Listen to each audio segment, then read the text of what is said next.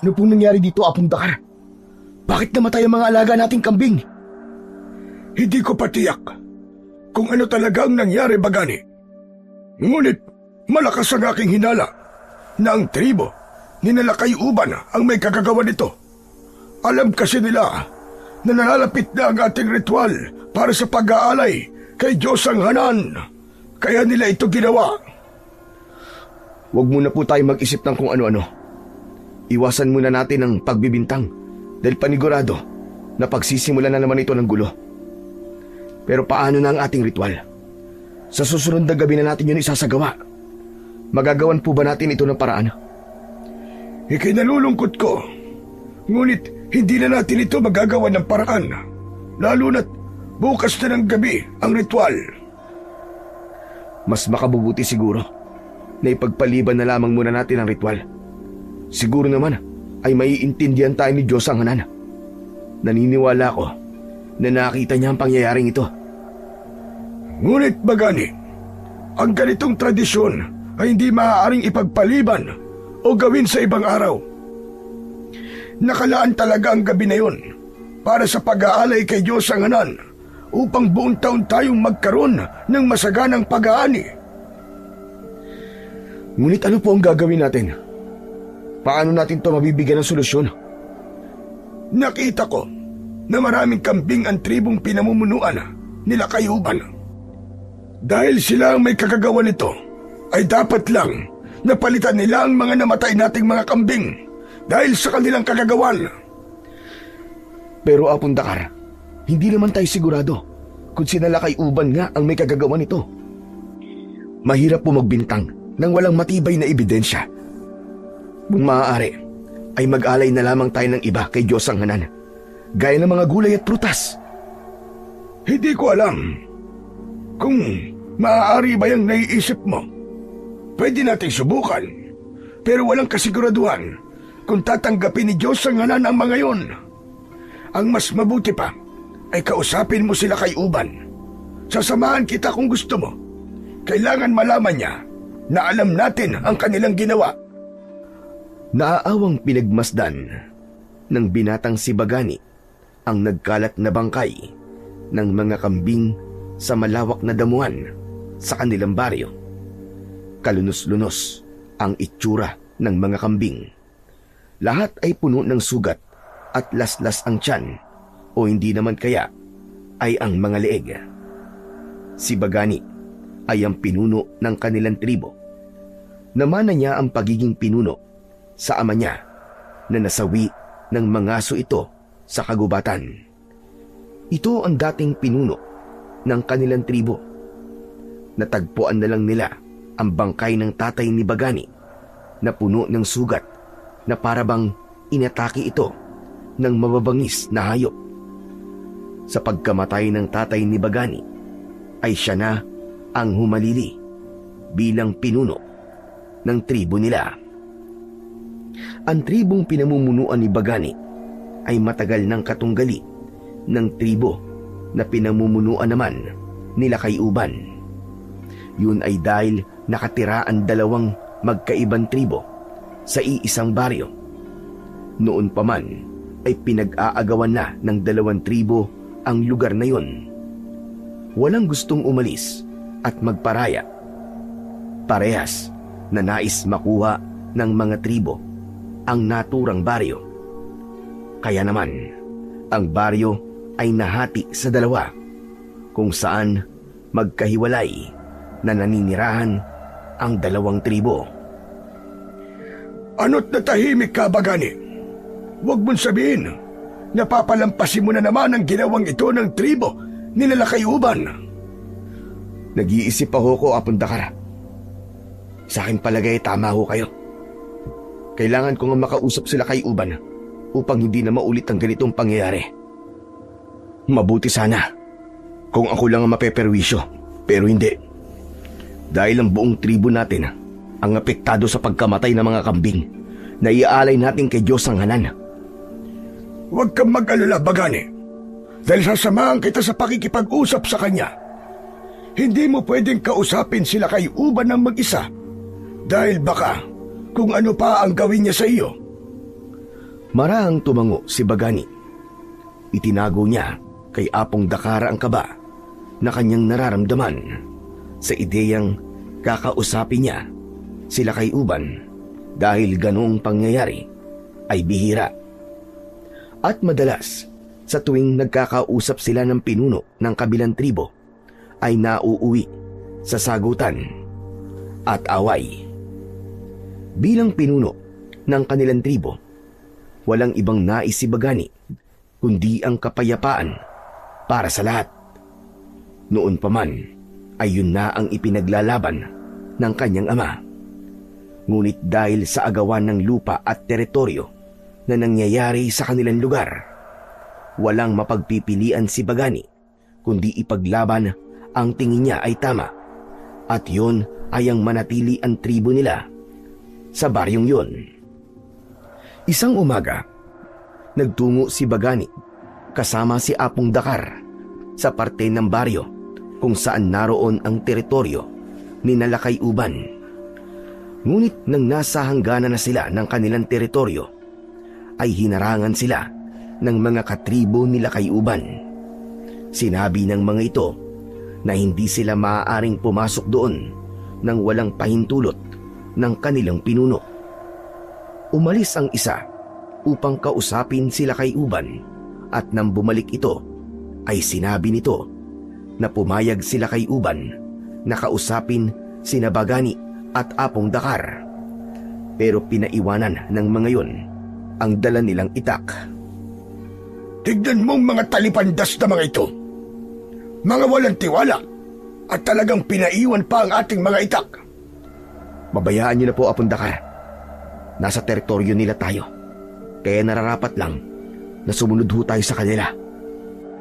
Hindi sana ito mangyayari kung noon pa man ay napalayas na natin ang tribo nila Kayuban sa ating baryo. Sa ngayon, wala ho tayong magagawa sa bagay na yan. Kailangan nating magtiis sa Apong Dakar na meron tayong kahati sa lugar na ito. Pero wag po kayo mag-alala dahil hindi ako papayag na tayo ang aalis dito. Hindi talaga tayo dapat pumayag. Pero sa ngayon, saka na natin yan isipin. Ang pagtuunan natin ng pansin ngayon ay ang ginawang kawalanghiyaan ni Nalakayuban sa ating mga kambing. Nababahala po talaga ako sa pag-aalay natin mamaya para kay Diyos ang Hanan. Kung hindi sana namatay ang ating mga kambing, ay wala tayong problema. Hindi nagtagal ay nakarating na sina Bagani sa labas ng kubo nila kay Uban. Lumabas mula sa kubo ang isang lalaking matangkad na puno ng marka ang buong katawan na ginawa ng isang mambabatok. Malaki ang katawan ng lalaki at palaging nakataas ang noo. Yun ay sila kay Uban. Bagani, hindi ko inaasahan na tutungtong ka sa aming teritoryo. Anong masamang hangin ang nagdala sa iyo rito? Sasabihin mo na bang aalis na kayo sa inyong tribo sa baryong ito? At ipagpaparaya mo na sa akin tribo ang paninirahan dito? Huwag kang mangarap ng gising, Lakayuban, dahil hinding-hindi yan mangyayari. Hindi ikaw ang kinakausap ko, Apong Dakar. Kaya mas makabubuti kung itikom mo na lamang yung bibig mo. Apong Dakar, hayaan niyong ako na lamang po makipag-usap kay Lakayuban. Tama. Ganyan nga, Bagani. Ang mga nag-uusap lang dapat ay ang pinuno sa pinuno. Kaya sabihin mo nga sa isang ito na huwag siyang sabat ng sabat. Sige na, Bagani. Ano ba ang pakay mo sa akin at naparito ka? Pinatay ang aming mga kambing na gagamitin namin para sa pag-aalay mamayang gabi kay Diyos ang Hanan. Pinatay sila sa karumal-dumal na paraan. Nais ko sanang malaman, Lakayuban, kung ikaw ba ang nag-utos na gawin yun. Tandaan mo na naririnig at nakikita tayo ni Bathala. Kaya wag na wag kang magsisinungaling. Talagang ginamit mo pa ang pangalan ni Bathala para sa aking kasagutan. Ngunit huwag kang mabahala dahil sasagutin kita ng buong katapatan. Wala akong kinalaman sa nangyari sa mga kambing na inyong iaalay. Kaya wag mo kaming pinagbibintangan. Pero sino pa ba ang gagawa nun? Kundi kayo lamang. Manahimik ka. Magpasalamat kayo dahil hinaharap ko kayo ng maayos. Totoo ba ang sinasabi mo, Lakay-uban? Sinagot ko na ang tanong mo. Uulitin ko. Wala kaming kinalaman sa bagay na sinasabi nyo. At kung yan lamang ang pinunta nyo rito, ay makakaalis na kayo. Maraming salamat sa pagharap sa amin. Aalis na kami, Lakay-uban. Tara na po, Apong Dakar. Hindi na hinintay pa ni Bagani ang sagot ni Apong Dakar at nauna na siyang maglakad palayo sa kubo ni Lakay-uban.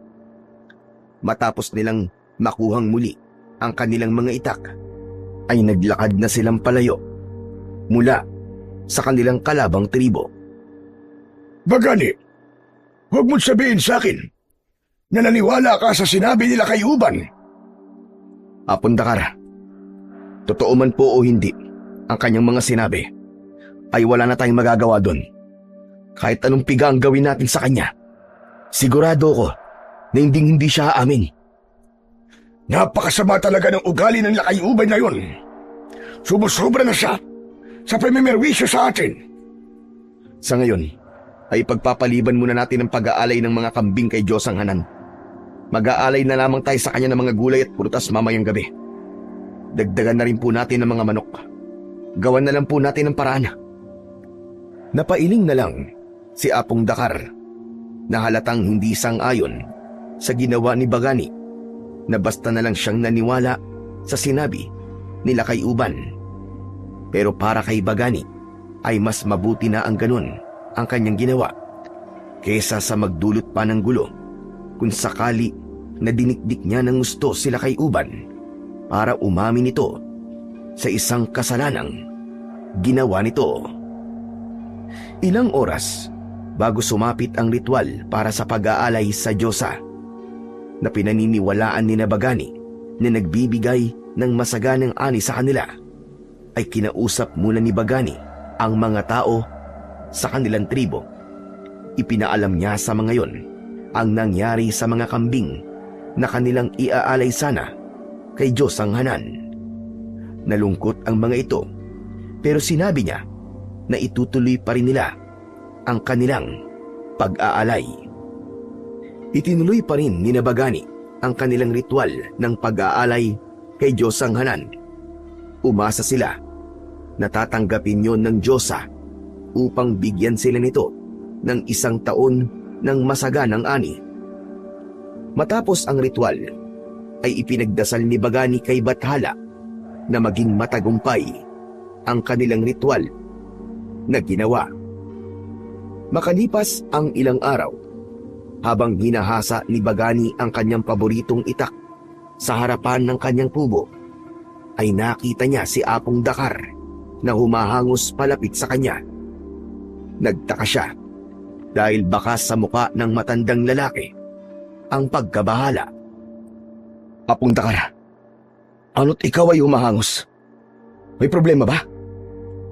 Malaki. Isang malaking problema, Bagani. Ano ho yun? Sabihin niyo na po kagad sa akin at ako'y kinakabahan. Sila Lakay-uban, Bagani. Nilalapastangan na naman niya ang ating teritoryo. Naroon sila ngayon sa ating kagubatan at pumuputol sila ng mga puno roon. Pinigilan sila ng ating mga katribo, pero masyado silang matigas. Kailangan na ikaw na ang humarap sa kanila. Hindi ko nais na makipag-away, pero talagang sinasagad ako nila kay Uban. Tara, samahan niyo po ako kung nasan sila.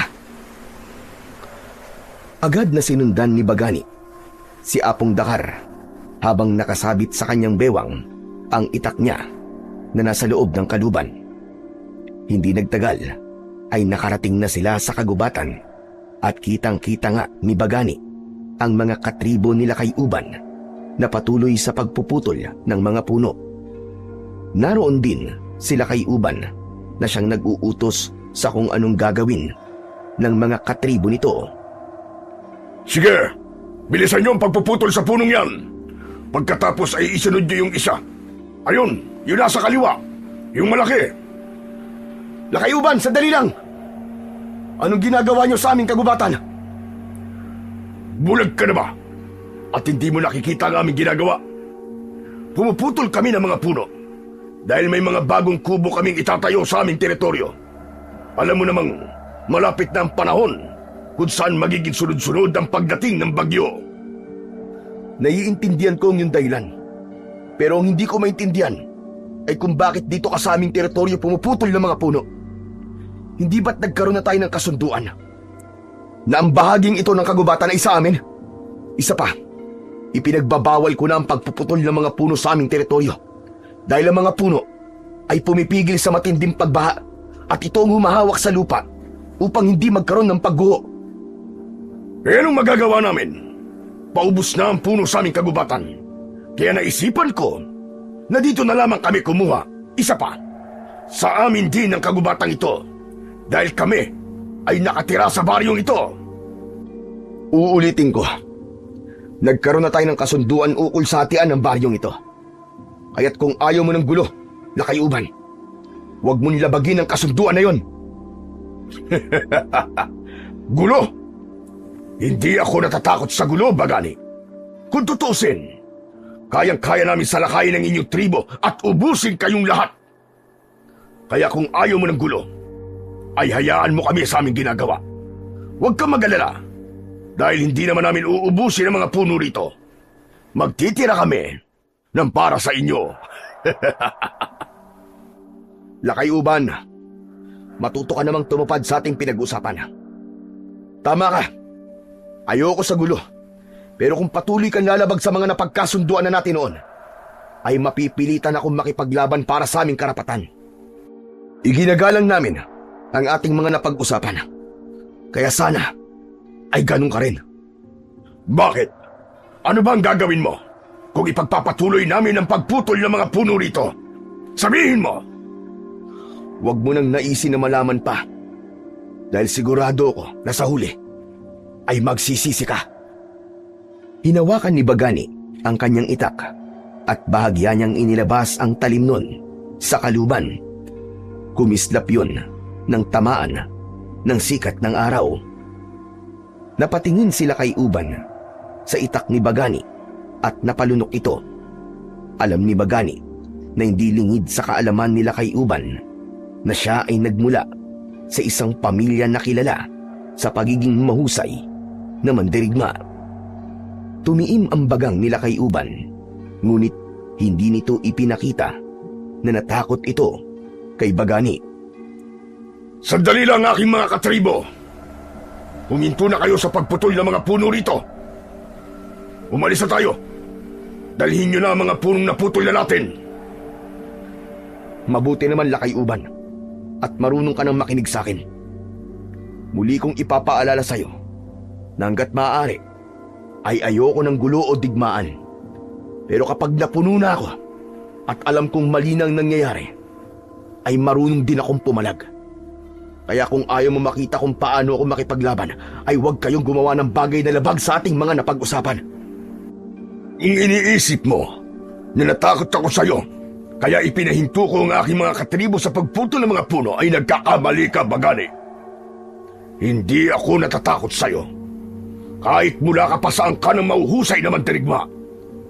Kung tutusin, kayang-kaya kitang labanan sa oras na ito. Pero dahil wala akong ganang makipaglaban ngayon, ay palalagpasin ko ito. Kaya tandaan mo ito, Bagani. Hindi ako natatakot sa'yo. At hindi magtatagal ay aalis kayo ng tribo nyo sa lupang ito.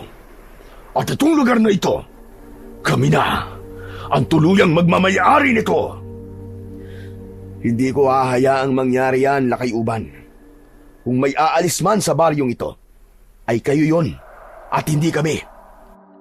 Ang lupang ito ay nilinang ng aking mga ninuno. Sila ang nagpalago sa mga halaman at puno rito. Kung hindi dahil sa kanila, ang lugar na ito ay hindi maaaring tirahan ng mga tao ngayon. Yan ba ang kwentong sinabi sa'yo ng tatay mo? Para sa iyong kaalaman, isang kasinungalingan ang kwento na yan. Hindi ba nasabi sa'yo ng tatay mo na ang angkan namin ang totoong nagpalago sa baryong ito. At pagkatapos, tinakot ng angkan niyo ang aming angkan, kaya umalis sila rito. Makalipas ang ilang taon, ay saka sila bumalik dito para bawiin sana ang baryong ito. Pero dahil makapal ang mukha ng angkan niyo, ay hindi sila umalis at nanatili ang angkan niyo kasama ang angkan namin. Kaya kung tutusin, napakakapal talaga ng pagmumukha ninyo na hanggang ngayon ay nandito pa rin kayo. Mas naniniwala ako sa kwento ng tatay ko kaysa sa kwento mo. At huwag ka nang maraming sinasabi pa. Umalis ka na at isama mo na ang mga katribo mo. Isang nakakalokong ngisi ang pinakawalan nila kay Uban bago ito tuluyang umalis kasama ang mga katribo nito. Napakabilis ng tibok ng puso ni Bagani. Nanlalamig siya at ramdam na ramdam niya ang matinding tensyon sa kanyang buong katawan. Mabuti na lang at sinagot mo na ang lakay-uban na yun. Ang buong akala ko ay hahayaan mo na lang sila sa pagputol nila ng mga puno sa ating kagubatan. Sumusobra na po kasi sila. Hindi ko hahayaan na nilalapastangan nila ang ating kagubatan. Inaalagaan nga natin ito. Tapos, puputulin naman nila ang ating mga puno. Naisip ko lang, Bagani. Hindi kaya sinasagad ka talaga ni Nalakay-uban? Baka nais niya ay tuluyan ka ng magalit upang magdeklara ka na ng digmaan. Mukhang nais talaga nila kay Uban na magharap na ang tribo natin at ang tribo nila. Hanggat maaari ho, ay ayoko magkaroon ng digmaan na Apong Dakar. Alam niyo na hanggang kaya kong maging payapa, ayun ang palagi kong paiiraling mangyari. Pero kapag sobra na talaga si Nalakay-uban, ay hindi ko maipapangako na kaya ko pa rin pigilan ang kapayapaan na ninanais ko. Mabuti naman at narinig ko yan sa iyo, Bagani. Ang buong akala ko ay hahayaan mo na lamang sila kay Uban sa mga hindi magagandang bagay na ginagawa niya rito. Yung pagpatay nga nila sa mga kambing, hanggang ngayon ay hindi ko pa rin nakakalimutan. Hayaan niyo na po muna ang mga kambing sapagkat wala na tayong magagawa para mabigyan niyo ng solusyon. Pero wag ho kayo mag-alala. Dahil isa sa akin sinumpaang tungkulin ay ang protekta ng ating baryo at ang ating tribo. Kung kinakailangan na gumamit ako ng das para magawa ko yun, ay gagawin ko. Maraming salamat, Bagani. Talagang hindi nagkamali ang iyong ama na ikaw ang pumalit sa pagiging pinuno ng ating tribo. Napangiti si Bagani sa sinabing yon ni Apong Dakar.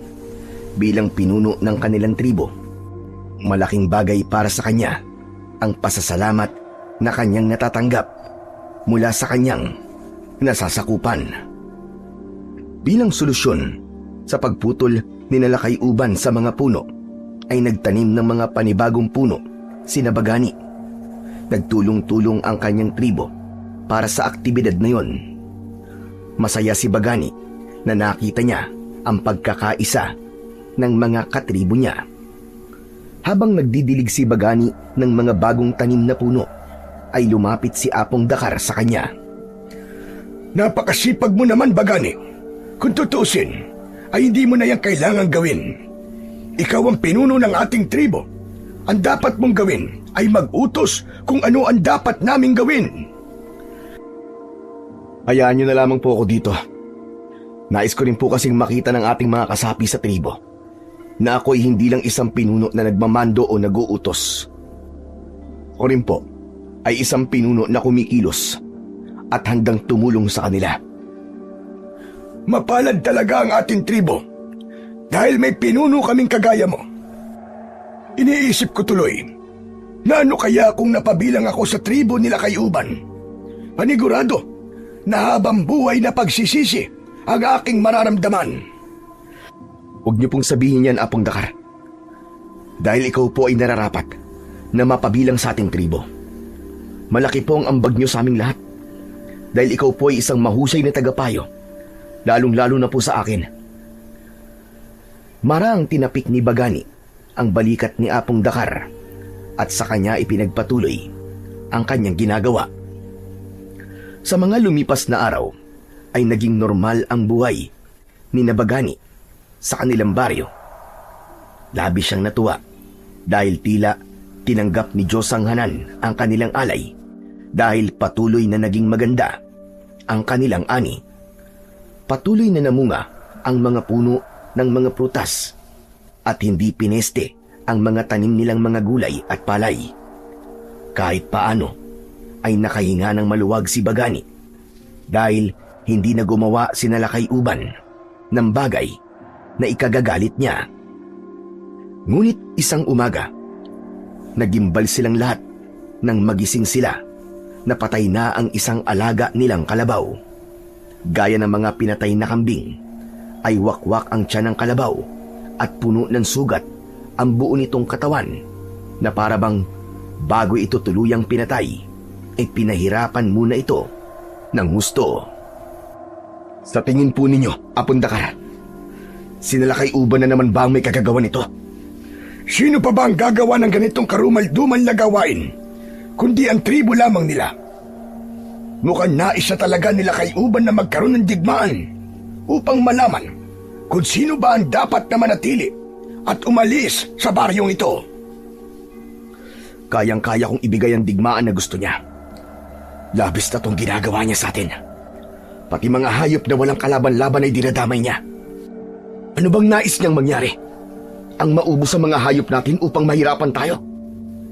Hindi ako papayag na mangyari yun. Anong ibig mo sabihin, Bagani? Magdedeklara ka na ba ng digmaan laban sa tribo ni Nalakayuban na? Sa aking palagay, Apundakar, ay panahon na para malaman natin kung anong tribo ang dapat na manatili sa baryong ito. Hindi na maaaring magsama sa iisang lugar ang tribo natin at ang tribo ni Nalakayuban. Oo, Apundakar. Magdedeklara na ako ng digmaan. Kausapin mo ang ating mga mandirigma at sabihin mo sa kanila ang aking desisyon. Kailangan din nilang sumailalim sa matinding pagsasanay upang masiguro natin ang ating pagkapanalo. Masusunod, Pinunong Bagani. Hayaan mo at agad kong gagawin ang iyong utos. Bahagyang yumukod si Apundakar kay Bagani at saka ito nagmamadaling umalis. Tumiim ang bagang ni Bagani habang nakatingin sa walang buhay na katawan ng kalabaw. Kung sa iba ay isa lamang yung hayop, para sa kanya ay hindi. Maraming taon nang naglingkod ang kalabaw na yon sa kanilang mga magsasaka at hindi siya papayag na ubusin ni Nalakayuban ang lahat ng mga alaga nilang hayop, kaya dapat na siyang kumilos. Sa araw din na yon ay mag-isang nagtungo si Bagani sa teritoryo ni Nalakayuban. Ngunit nang nasa hangganan na siya ng kanilang teritoryo, ay hinarang siya ng mga kasapi ni Lakayuban sa tribo nito. Sinabi ng mga ito na hindi siya maaaring pumasok sa teritoryo ng mga ito nang walang pahintulot ng pinuno nila. Pwes, tawagin niyo ang inyong pinuno. Sabihin niyo na narito ako dahil may nais akong sabihin sa kanya. Umalis ang lalaki at makalipas lamang ang ilang sandali ay dumating na sila kay Uban. May nakasabit na itak sa bewang nito. Nakakagulat naman na muli mong pagbisita sa aming teritoryo, Bagani. Ano't naririto ka na naman? Huwag ka na magmaang-maangan pa, Lakayuban. Alam mo kung bakit ako nandito. Ayaw mo na pumapasok ako sa teritoryo mo na walang paintulot mo. Pero kayo naman itong pumapasok sa aming teritoryo na walang paalam. Teka nga, tungkol pa rin ba ito sa pagputol namin sa mga puno sa inyong kagubatan? Hindi mo pa rin ba yun nakakalimutan? Hindi lang ito tungkol doon, kundi tungkol sa aming kalabaw na walang awa niyong pinahirapan at pinaslang. Sandali lang. Ano ba't sinasabi mo? Gumagawa ka ba ng kwento para magmukha kaming masama? Hindi ko na kailangan gawin yan dahil kayo ang tunay na masama. Lalo ka na, Lakayuban. Dahil hindi kikilos sa mga katribo mo nang wala kang pinag-uutos. Kayo ang pumatay sa aming mga kambing at kalabaw. Pati mga hayop na walang kamalay-malay ay dinadamay ninyo. Kung gusto nyo ng digmaan, ay ibibigay ko yon sa inyo. Ngunit huwag kang magsisisi dahil sisiguraduhin ko na kapag nagkaharap ang tribo mo at ang tribo ko sa isang labanan, ay kami ang mananalo. Napakataas naman yata ng tingin mo sa sarili mo, Bagani. Ano bang palagay mo sa aking tribo? May hina? Sigurado ko na ikaw ang magsisisi kapag nagharap tayo sa isang digmaan dahil siguradong mauubos kayong lahat. Panahon na rin para malaman kung sino ang dapat manatili sa baryong ito. Kung sino manalo sa digmaan, ay siyang mananatili rito. Yan! Yan ang gusto kong marinig mula sa'yo. Matagal ko na rin gusto na mapunta sa amin ang baryong ito at umalis kayo rito. Magsabi ka kung kailan tayo maghaharap at hindi namin kayo uurungan. Bukas ng gabi, dito tayo magharap sa hangganan ng ating mga teritoryo. Tapusin na natin to, Lakay-uban. Tinatanggap ko ang iyong hamon, Bagani. Matalim na tinignan ni Bagani si Lakay-uban habang ito ay nakakalokong nakangisi. Matapos yun ay tumalikod na siya at naglakad na siya pabalik sa kanyang kubo. Nang malapit na si Bagani sa kubo niya, ay agad niyang nakita si Apong Dakar na nakatayo sa labas. Nilapitan niya ito at agad niyang nakita ang pag-aalala sa muka ng matandang lalaki. Saan ka ba nang galing, Bagani? Nang magtungo ko rito ay wala ka. Oo nga pala, nasabihan ko na mga mandirigma natin. Sa ngayon ay nagsisimula na sila sa kanilang pagsasanay. Pumunta po ako sa teritoryo ni Lakay-uban. Ano ka mo? Abay, bakit ka nagtungo ron na mag-isa ka lang? Paano kung may ginawa silang masama sa iyo? Huwag ho kayo mag-alala dahil hindi naman nila ako sinaktan. Sinabi ko na kay Lakay-uban na gusto kong magharap na kami sa isang digmaan at pumayag siya. Bukas ng gabi ay mangyayari ang pakikipaglaban natin sa kanila sa hangganan ng ating teritoryo. Kaya dapat ay maging mabilis ang paghahanda natin. Malaki ang aking paniniwala na mananalo tayo. Pero may nais pala akong sabihin sa iyo, kaya ako naparito. Sigurado ko na mas lalong kukulo ang dugo mo sa malalaman mo, Bagani. Ano ho yun, Apong Dakar? May natagpo ang bangkay sa isang bahagi ng kagubatan. Sino po, Apong Dakar? Si Lakaw. Hindi ba't ilang araw nang nawawala si Lakaw? Tama ka, at patay na nang natagpuan siya. Baka sa kanyang katawan ang napakaraming sugat. Laslas din ang kanyang tiyan, gaya ng pagpatay na ginawa sa ating mga kambing at kalabaw. Malinaw na iisa lamang ang gumawa ng mga yon. Ang tribo ni Lakay-uban. Tama ka. Wala nang ibang gagawa nun kundi sila lamang. Kaya wala nang dahilan para hindi natin ituloy ang digmaan. Mga hayop sila. Talagang maging si Lakaw ay pinatay nila. Wala na talagang dahilan para umurong tayo. Mas lalo lang ako napuno ng galit kina Lakay-uban. Makikita nila. Pagsisisihan nila ang mga ginagawa nilang ito sa ating tribo. Tama, Bagani. Buhay na ng isang tao ang kinuha nila at hindi malabong maulit yon kung hindi tayo kikilos para ito ay tuldukan. Mariin na naikuyom ni Bagani ang kanyang mga kamao. Nag-apoy sa labis na galit ang kanyang puso. Hindi siya makapaniwala na magagawa ni Lakay-uban na pumatay ng isang tao. Doon ay mas lalo niyang napatunayan na tama ang desisyon niya na labanan na ang tribo ni Lakay-uban dahil yun lamang ang solusyon na alam niya upang magwakas na ang kasamaan ng mga ito. Binigyan ni Bagani ng maayos na libing ang katribo nila na si Lakaw.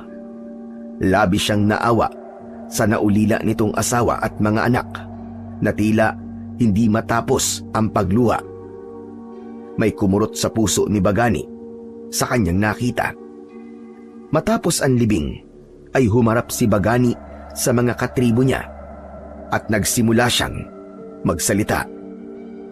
Mga kasama, nakalulungkot na isa sa atin ang nawala. Nakagagalit na nawala si Lakaw sa isang hindi makataong paraan. Malinaw sa ating lahat na ang tribo ni Nalakay Uban ang may kagagawa nito. Kaya umasa kayo na sa digmaang mangyayari bukas ng gabi ay tayo ang magwawagi. Ipaghihiganti natin ang pagkamatay ni Lakaw at ng mga alaga nating hayop. Hindi na tayo papayag na may isang pamilya pa ang mawawalan ng mga mahal nila sa buhay at iiyak. Kaya habang maaga pa, ay kailangan na natin itong bigyan ng tuldok. Malakas na nagsigawan ang mga tao habang isinusuntok ng mga ito ang mga kamay sa hangin. Nakita ni Bagani sa muka ng mga yon ang galit at ang kagustuhan ng mga ito na manalo sa nalalapit na digmaan. Pagsapit ng gabi, hindi magawang makatulog ni Bagani. Iniisip niya ang maaaring mangyari sa magaganap na pakikipaglaban nila sa susunod na gabi. Bumangon siya sa papag at nagtungo siya sa kubo ni Apong Dakar dahil pakiramdam niya ay kailangan niya ng makakausap. Nang kumatok siya sa kubo ni Apong Dakar, ay agad siya nitong pinagbuksan at pinapasok. Umupo sila sa kawayang saig habang may gasera sa gitna nila. Hindi po ako makatulog, Apong Dakar. Iniisip ko ang mangyayaring pakikipaglaban natin sa tribo ni Nalakay Uban. Ano ba tumatakbo ngayon sa utak mo? Sabihin mo, at baka ay matulungan naman kita. Pakiramdam ko, Apong Dakar.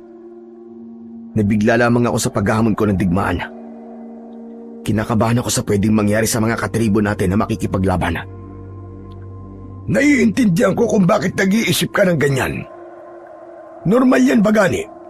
Lalo na't naiisip mo na maaaring ikaw ang sisihin kapag hindi pumabor sa atin ang pagkakataon. Pero ito ang tatandaan mo, Bagani. Kahit na anong mangyari bukas ng gabi, ay tatanggapin namin at hindi ka namin sisisihin. Naniniwala kami na wala kang hangad kundi ang ikabubuti naming lahat. Isa pa, ipagdasal na lang natin kay Bathala ang ating pagkapanalo. Maraming salamat po talaga, Apong Dakar. Talagang isa ka sa nagpapalakas ng aking loob. Sa mga pagkakataong pakiramdam ko ay hindi ako sigurado sa isang bagay. Baka nakakalimutan mo na isang araw bago pumanaw ang iyong ama, ay kinausap niya ako at sinabi niya sa akin na kapag nawala siya, ay ako na ang bahala sa iyo. Nang sabihin niyo ng tatay mo, ay tinawanan ko siya at ang sabi ko ay mahaba pa ang buhay niya at wag muna siyang magbilin. Hindi ko naman nakalain na yun na pala ang huling beses na makikita ko siyang buhay. Naluwa ng bagya si Apong Dakar at ganun din si Bagani. Alam ni Bagani kung gaano kalapit ang tatay niya kay Apong Dakar. Noon ay si Apong Dakar din ang tagapayo ng tatay ni Bagani. Nakita niya na hindi na lang simpleng tagasunod si Apong Dakar sa tatay niya, kundi parang magkapatid na ang dalawa. Kaya naman, nang namatay ang tatay ni Bagani, ay si Apong Dakar na ang tila tumayong tatay sa kanya. Malaki ang naitulong kay Bagani ng maikling pakikipag-usap niya kay Apong Dakar ng gabing yun. Yun ang dahilan kaya kinabukasan ng umaga ay may kakaibang sigla ang kanyang katawan. Kinausap niya agad ang mga mandirigmang makikipaglaban para palakasin ang loob ng mga ito. Sinabi niya ang dahilan kung bakit sila makikipaglaban. Naramdaman niya ang kagustuhan ng lahat na sila ay magtagumpay. Sinamahan din ni Bagani ang mga ito sa maikling pagsasanay at saka nagpahinga ang lahat. Paalis na sana si Bagani sa lugar kung saan sila nagsasanay nang lapitan siya bigla ni Apong Dakar. Magandang umaga, Bagani. Magandang umaga din po sa inyo, Apong Dakar. Maraming salamat po pala sa mga sinabi niyo po sa akin kagabi. Ngayon ay mas nagkaroon na po ako ng lakas ng loob. Walang anuman. Pumanhin kung hindi na ako makakasama sa inyong pakikipaglaban dahil ako'y matanda na. Naiintindihan ka po namin, kaya hindi niyo po kailangang humingi ng paumanhin. Saka, malaki rin po na itutulong ng mga payo niyo sa akin. Isang karangalan na isa ko sa mga pinagkakatiwalaan mo, Bagani. Ngunit, kumusta na pala ang ating mga mandirigma? Sa tingin mo ba, ay handa na sila sa digmaan mamayang gabi? Base sa ipinakita nila sa akin kanina, sa aming maikling pagsasanay, ay masasabi ko po na mas humusay na sila ngayon. Sa tingin ko ay malaki ang posibilidad na tayo ang manalo laban sa tribo ni Nalakay Uban. Maganda yan kung ganon. Ganyan ang nais kong marinig mula sa iyo, Bagani. Magtiwala ka lang sa ating mga mandirigma at ibabalik nila sa iyo ang tiwalang yon. Tumingin sa malayo si Bagani. Simula nang mamuno siya sa kanilang tribo, ayun ang unang beses na sasabak siya sa isang digmaan. Bagamat naisama na siya noon ng tatay niya sa pakikipaglaban, ay iba pa rin ang pakiramdam kapag siya na ang namumuno sa isang tribo. Kinagabihan ay bilog na bilog ang buwan. Napakaliwanag nun na parabang nais nung masaksihan ang mangyayaring digmaan. Kasama ni Bagani na nagtungo sa hangganan ng kanilang teritoryo ang kanyang mga mandirigma. Lahat ay may dalang sandata, gaya ng itak, sibat at pana, habang si Bagani ay tanga naman ang itak na pagmamay-ari noon ng kanyang yumaong ama. Kaya pakiramdam niya ay kasama niya itong makikipaglaban. Naunang magtungo roon ang tribo ni Nalakay Uban. Mayabang yung nakatingin kay Bagani na parabang siguradong sigurado na ito sa pagkapanalo nito. Nagtama ang kanilang mga mata nang huminto si Bagani sa paglalakad. Sa wakas, mangyayari na rin ang digmaan na matagal ko nang ninanais na mangyari. Hindi ko to ginustong mangyari. Ngunit husto na ang mga kawalang yan na ginagawa niyo sa amin. Hindi kami takot para hindi pumalag. Tandaan mo, Lakay Uban. Kung sino man nanalo sa digmaan ito, ay siyang mananatili sa baryong ito. Sana'y pinag-impake mo na ng mga gamit ang inyong tribo upang maging madali na ang kanilang pag-alis. Kung may aalis pa. Hindi na kailangan. Dahil kayo ang aalis at hindi kami. Nang humudyat si Bagani sa mga kasama niya na sumugod na, ay malakas na sumigaw ang lahat. Nagsalubong ang dalawang magkaibang tribo na parehong ipinaglalaban ang karapatan sa lupain na yon. Pinuntirya ni Bagani sila kay Uban. Nagtagisan ang kani-kanilang mga itak. Sa bawat taga at saksak ni Bagani ay mabilis yung naiiwasan at nadedepensahan nila kay Uban. Nang magsampong ang kani-kanilang mga itak, ay galit na nagtama ang mga mata nila. May oras pa para umatras ka, Bagani. Kung ipagpapatuloy mo ito, ay sigurado ako na magsisisi ka. Natatakot ka ba na matalo? Kaya mo yan sinasabi sa akin? Hindi ako natatakot dahil may kakampi kami na paparating na siyang tatapos sa inyo. Nagulat si Bagani sa sinabing yun nila kay Uban, ngunit hindi na niya nagawang iproseso kung sino ang kakamping sinasabi nito. Malakas niyang sinipa sa tiyan sila kay Uban na naging dahilan para mapaupo ito sa lupa. Mabilis na itinutok ni Bagani ang dulo ng kanyang itak sa leeg ng kanyang katunggali. Ngayon, ikaw ang aking tatanungin. May oras ka pa para umatras at mapayapang umalis sa lugar na ito. Magdesisyon ka na bago ko patapusin ang iyong buhay. Ngunit ngumisi lamang sila kay Uban sa sinabing yun ni Bagani. Kahit katiting na takot ay walang nakita si Bagani sa mukha nito. Maya-maya pa ay umalingaw-ngaw ang malakas na huni na parabang galing sa isang napakalaking ibon. Hanggang sa dumami ang huni na yon na ipinagtaka ng lahat. Nandyan na sila! Parating na ang aming kakampi! Kaya humanda ka na sa inyong kamatayan! Laking gulat ni Bagani nang mula sa impapawid ay nakita niya ang ilang mga nilalang na lumilipad. May napakalalaking pakpak ng mga yon. Mabilis na sumugod pababa ang mga nilalang at inatake ng mga yon ang mga katribo niya. Ginamit ng mga nakakatakot na nilalang ang matutulis na kuko ng mga yon para agad na paslangin ang mga kasama niya.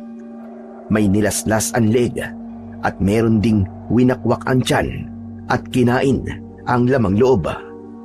Ang mga naturang nilalang ay may muka na parabang sa isang halimaw.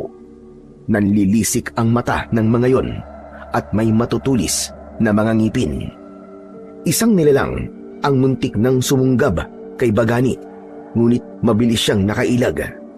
Tinaga niya ang isa nitong pakpak at sa kanya itinarak sa leeg nito ang kanyang matalas na itak. Ngunit isa pa lamang yon sa napakaraming nilalang, kaya hindi niya na alam kung magagawa ba nilang manalo sa digmaan na yon. Unti-unting tumayo sila kay Uban habang humahalakhak. Nagulat ka ba sa aming mga kakampi, Bagani? Sinabi ko naman kasi sa'yo, sumuko ka na lang. Hindi na sana tayo umabot pa sa ganito. Walang hiya ka. Hindi ka patas lumaban. Anong klaseng itim na kapangyarihan ang ginamit mo para magawa mong tawagin ang mga ganitong nilalang? Wala akong alam sa itim na kapangyarihan. Ngunit marunong akong makipagkasundo. Sila ay mga bangkilan na naninirahan sa tagong bahagi ng kagubatan. Kinausap ko lang naman sila at nakipagkasundo ko sa kanila para sila ay aming maging kapanalig. Mabilis na iginala ni Bagani ang kanyang paningin sa paligid.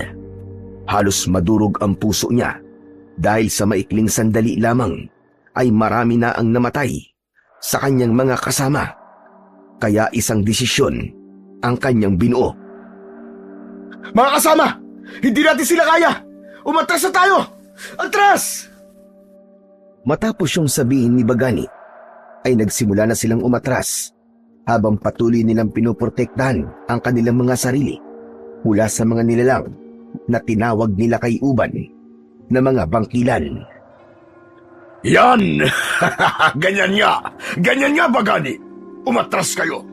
Tanggapin mo ang inyong pagkatalo at ang baryong ito ay amin na! Amin na ang baryong ito! Nagkakamali ka lang kay Uban. Hindi pa tapos ang laban natin. Babalik kami! Babalik kami! Labag sa kalooban ni Bagani ang ginawa nilang pag-atras. Ngunit alam niya na kung patuloy silang makikipaglaban, ay tiyak na mauubos sila. Ayaw niya na maraming buhay ang mawala. Kaya kahit isang kahinaan ang pag-atras sa digmaang yon, ay nilunok na lamang niya ang kanyang tapang at inisip niya ang buhay ng mga natitira nilang mandirigma. Ilan na lamang ang nakasama ni Bagani na buhay pabalik sa kanilang teritoryo. Sinalubong sila ng mga taong takot na takot. Hindi na nagpaligoy-ligoy pa si Bagani at diretso niyang sinabi sa mga tao ang totoong nangyari.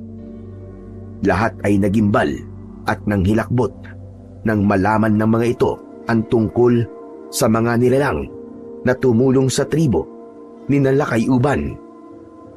Sinabi ni Bagani sa mga katribo niya na umuwi na ang mga ito at huwag kalimutang magkandado ng bahay at magdasal. Sinabihan din niya ang ilang kalalakian na magbantay sa gabing yon dahil walang kasiguraduhan kung sinundan sila ng mga nakakatakot na nilalang. Kinabukasan ng umaga, lumabas si Bagani ng kanyang bahay. Dala niya pa rin ang pagkabigo sa nangyaring digmaan kagabi. Habang nakaupo si Bagani sa labas ng bahay niya, ay dumating si Apong Dakar.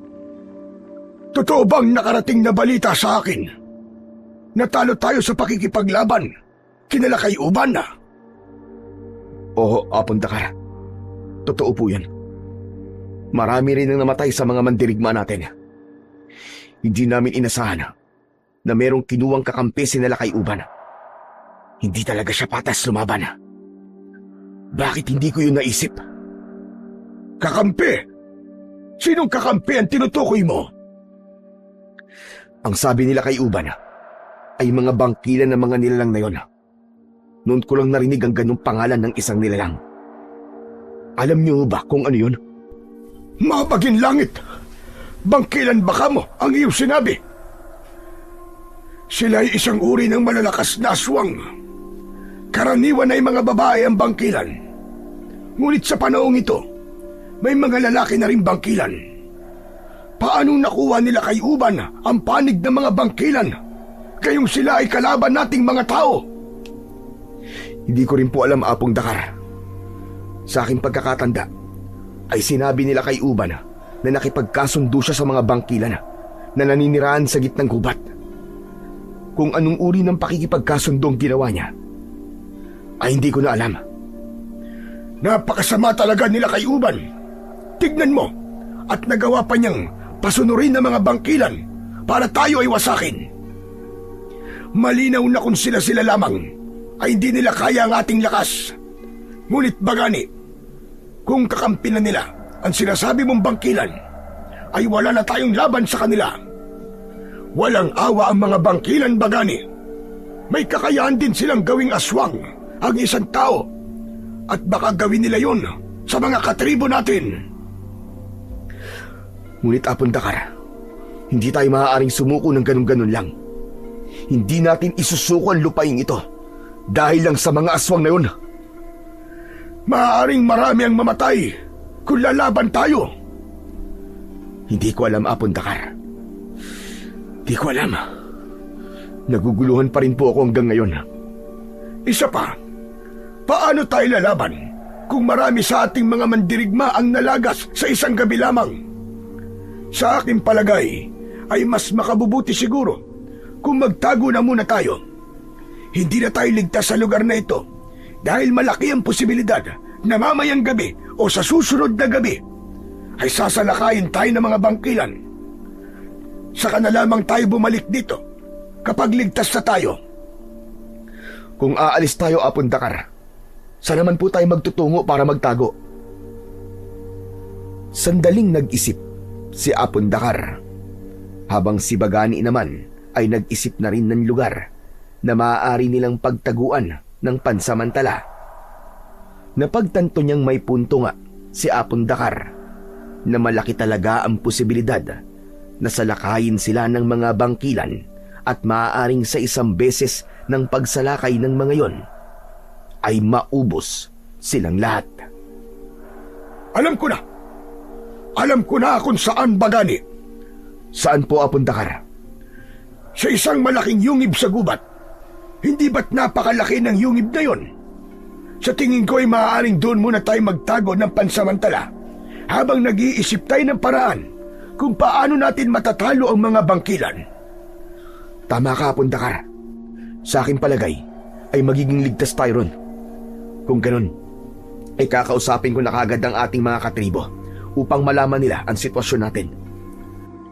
Apong Dakar, maaari po bang ipatawag niyo silang lahat at tipunin sa harapan ng aking kubo? Masusunod, Bagani. Kailangan na natin kumilos bago pa sumapit ang dilim.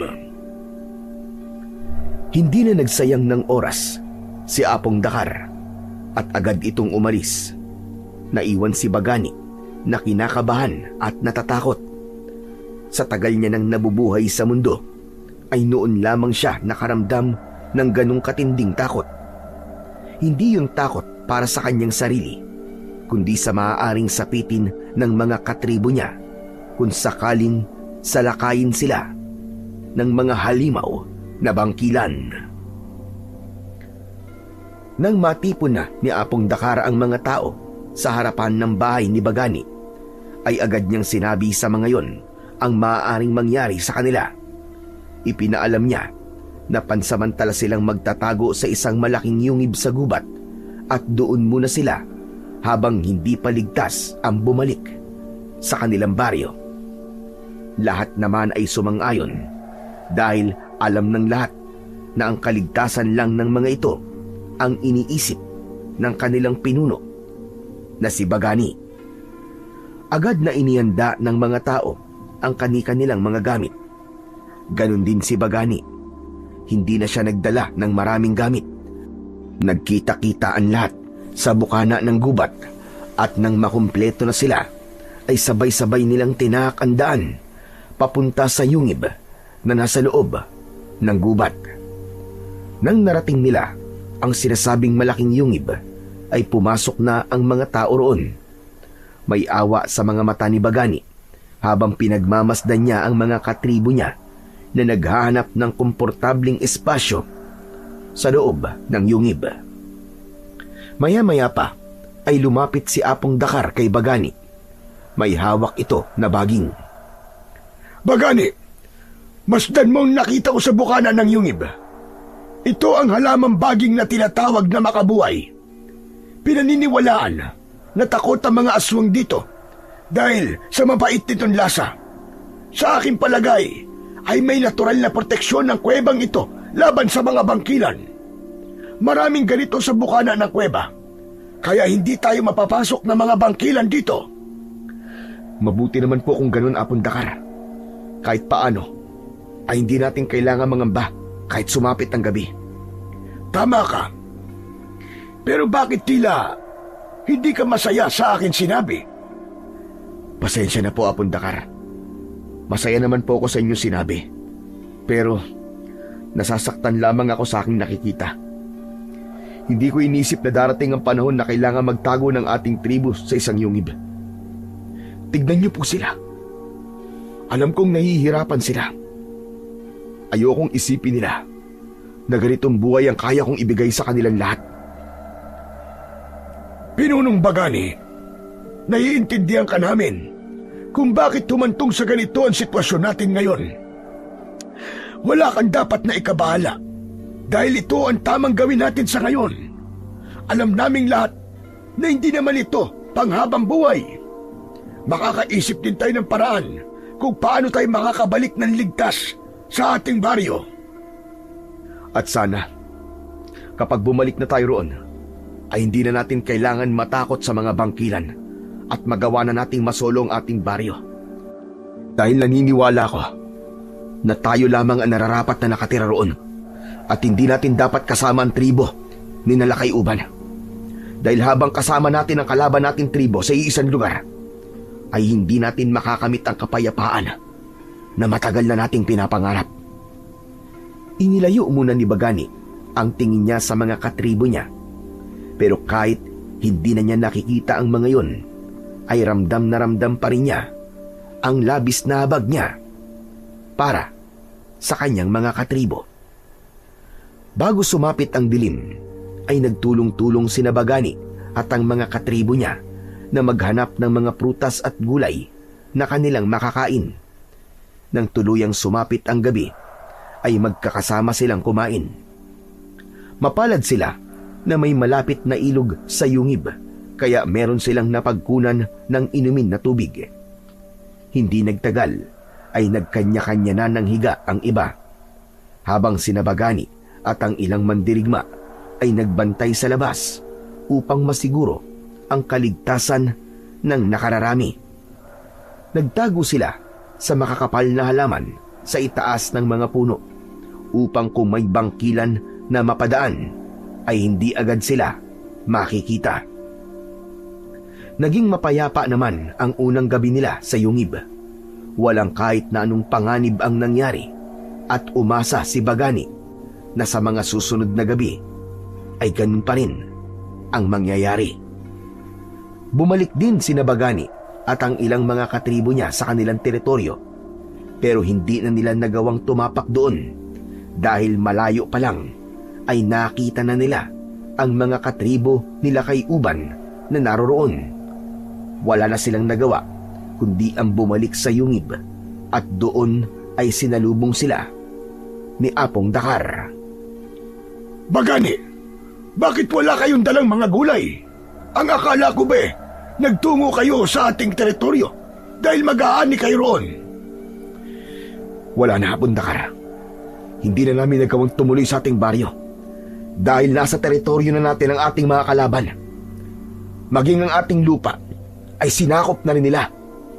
Mga talipandas talagang mga yon. Ano bang akala nila? Dahil wala na tayo sa lugar natin, ay aangkinin na nila yon ng basta-basta. Wala ho tayong magagawa sa ngayon dahil mas marami ang mandirigma nila kumpara sa atin. Kung lalaban tayo ngayon sa kanila, ay hindi tayo mananalo kahit wala ang mga bangkilan. Hindi kaya panahon na, Bagani, para sanayin natin ang lahat para sa pakikipaglaban. Turuan natin ang mga kabataan, kahit ang mga kababaihan, na makipagdigma.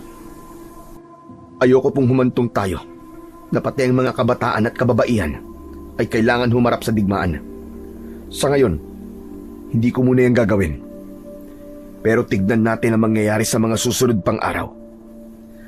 Sa ngayon wala akong ibang gusto, kundi ang maging ligtas tayo rito sa Yungib, lalo na tuwing gabi. Sana nga ay maprotektahan tayo ng mga halamang baging na makabuhay upang habang tayo nasa loob ay hindi tayo mapapasok ng mga bangkilan. Sana nga po, Abundakar. Pero hindi tayo dapat maging kampante. Kailangan pa rin nating magbantay gabi-gabi upang mas masiguro natin ang ating kaligtasan. Isang malalim na paghinga ang pinakawalan ni Bagani. Hindi pa rin niya matanggap na nagawa ng sakupin ni Nalakay Uban ang kanilang teritoryo. Napagtanto niya na dahil sa pangyayaring yon ay mas mahihirapan na silang bawiin kung anuman ang nararapat na sa kanila. Lumipas pa ang ilang araw at mga gabi. Kahit paano ay nakita naman ni Bagani na unti-unti nang nasasanay ang mga katribo niya sa pamumuhay nila sa Yungib. Hindi pa rin sila nakikita ng mga bangkilan at naisip niya na baka inisip ni Nalakay Uban na nagtungo na sila sa napakalayong lugar. Naisipan na rin nilang magtanim ng mga gulay malapit sa Yungib upang mas maging madali ang pagkuha ng mga yon kung kinakailangan. Isang umaga, pinapanood ni Bagani ang mga kasamahan niya na abala sa pagbubungkal ng lupa na pagtataniman ng mga gulay. Napapitlag siya nang marinig niya ang boses ni Apong Dakar sa kanyang tabi. Nakakatuwa talaga ang ating mga katribo. Kayang-kaya nilang umangkop ng mabilis sa kahit na anong sitwasyon. Tignan mo, at tila normal na para sa kanila ang pamumuhay natin dito. Tama ho kayo, Apong Dakar. Isa yan sa gusto ko sa ating tribo. Ngunit, hindi ganitong pamumuhay ang gusto ko para sa ating lahat. Hindi ko nais na habang buhay tayong nandito at nagtatago. Ang gusto ko ay naroon tayo sa ating baryo at nabubuhay ng mapayapa at walang iniisip na panganib na maaaring mangyari. Ganong buhay kasi ang gusto ni Ama para sa atin noong nabubuhay pa siya. Huwag kang mag-alala dahil hindi pa tapos ang laban. Nandito tayo sa ngayon, pero darating ang panahon na papanig din sa atin ang pagkakataon. Naniniwala ko na nasa panig natin si Bathala at ito ay parte lamang ng pagsubok niya sa atin. Marahil ay sinusubok lamang niya kung gaano katatag ang pananampalataya natin sa kanya. Kaya wag na wag kang susuko, Bagani. Hindi po ako susuko, Apong Dakar. Wala po akong balak na sumuko, lalo na't alam ko na lahat kayo ay sa akin kumukuha ng lakas. Ayokong ipakita sa nakararami na nanghihina ako at nawawalan ng pag-asa dahil ganun din ang kanilang mararamdaman. Yan! Ganyan nga! Lakasan mo ang loob mo dahil palagi lang kaming nasa tabi mo. Hindi ka namin iiwanan, lalo na't nakikita namin kung gaano ka kahusay at kabuting pinuno. Maraming salamat po sa mga salitang yan, Apong Dakar. Sana, kung nasaan man si Ama, ay ipinagmamalaki niya ako. Sigurado ako na masaya ang ama mo sa ginagawa mong pamumuno sa ating tribo Bagani. Oo, hindi magandang sitwasyon natin sa ngayon. Pero alam kong nakikita ng iyong ama na ginagawa mo ang lahat upang makaalis tayo sa sitwasyong ito at makabalik tayo sa normal nating buhay. May ngiti sa labi na tumango si Bagani kay Apong Dakar. Tinapik siya ng matandang lalaki sa balikat na para bang sinasabi nito na maganda ang mga ginagawa niya at hindi niya kailangang mabahala. Sa mga nakalipas na araw, tuwing umaga ay sinasanay pa rin ni Bagani ang mga natitira nilang mandirigma.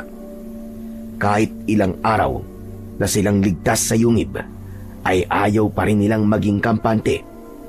Ginagawa nila yon upang maging handa sila sa mga hindi inaasahang pangyayari gaya ng pag-atake ng mga bangkilan o ng tribo ni Nalakay Uban. Isang gabi, habang nagbabantay sina Bagani sa labas ng yungib, ay may nakita sila na mga taong tumatakbo papalapit sa kanilang kinaroroonan. Nanlaki ang mga mata ni Bagani nang makita niya na si Nalakay Uban ang mga yon. Napansin niya na tila papasok sa yungib si Nalakay Uban, kaya agad siyang naalerto. "Humanda kayo! Harangan natin si Nalakay Uban dahil mukhang papasukin nila ang yungib!" Mabilis na tumalima ang mga mandirigma. Tumakbo ang mga ito kasama si Bagani at bago pa makapasok ang mga yon sa yungib ay naharangan na ni Bagani ang mga ito. Bumakas ang gulat sa muka ni Lakay Uban nang itutok ni Bagani ang hawak niyang itak sa leeg nito. "Hanggang dyan na lamang kayo dahil kapag humakbang pa kayo ng isa ay papatayin kita. Huwag mo akong subukan, Lakay Uban. Wala kang karapatang hadlangan kami na pumasok sa yungib na yan." "Kami na nagmamay-ari ng yungib na to dahil dito na kami nanirahan nang angkinin niyo ang aming teritoryo. Hindi ka pa ba masaya na kinuha niyo na ang lupang dapat sa amin? Huwag mong sabihin na pati ang kakakurampot na yungib na ito ay aangkinin mo rin. Huwag mo namang masyadong ipakita ang kasakiman mo, Lakay Uban."